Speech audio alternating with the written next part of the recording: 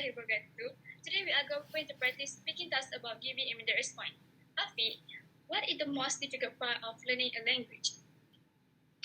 I think the most difficult part in learning any language is actually starting to learn it. I think with a decent approach, you won't be able to stop once you start going. This is especially true with learning any language, as you can immerse yourself in said language, and you can be satisfied with yourself as you reach certain milestones in mastering it. This will in turn motivate you to keep learning the new language. So yeah, I think the hardest part would be actually starting to learn a new language. While we are on the topic, I would like to ask Arisa, what can people do if they want to improve their English? Well, I think what people can do if they want to improve their English is by watching movies or reading English book, documentary, and also they can also find pen pal from other country, especially in which in native speaker in English. So I think this all this can help them to improve their English by practice the vocabulary they gain from all these four categories. Okay, next, I would like to ask Azlin, apart from English, what would be another useful language for you to learn and why? Another useful language for me to learn, well, exactly Chinese language such as Mandarin. You know why? Because we are Malaysian. Malaysia is a very beautiful country in which we have many of races. Well, I mean, Malaysia three major ethnic group is Malay, Chinese, and Indian races, right?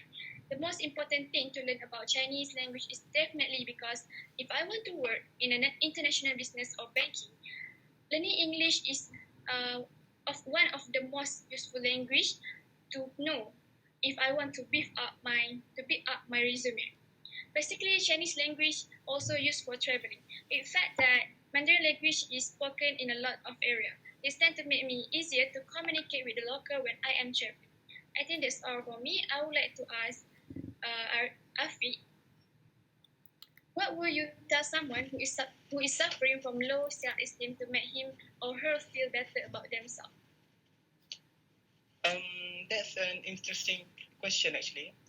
Based on my own personal experience, I think the most effective way to increase your self-esteem is by knowing your strengths and weaknesses.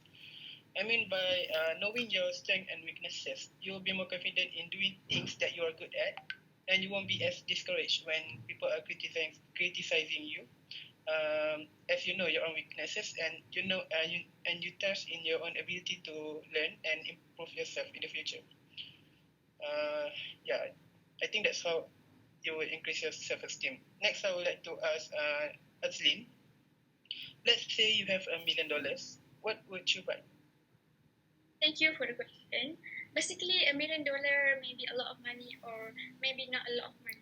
Why I said that? Because it all depends on the way it's spent. Personally, I'm not gonna waste the money for something not needed. I mean, buying something that not gonna help me in the future is not my style. Well, I will spend it out.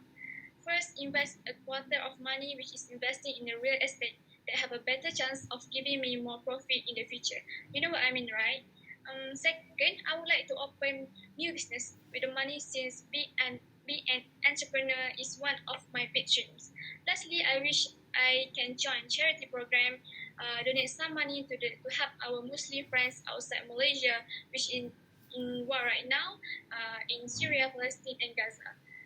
I think that's all for me. I would like to ask Arisa, which profession deserves the highest salary and why? Interesting question, Azin. Thanks for the question. I think the person who actually deserve highest pay, the profession that deserve highest pay is surgeon, because for me they risk their life and their title for save someone in the emergency room. So I think by giving them the highest pay or annual compensation is worth, because they they do they do their work willingly, without asking why and how. So I think thank you.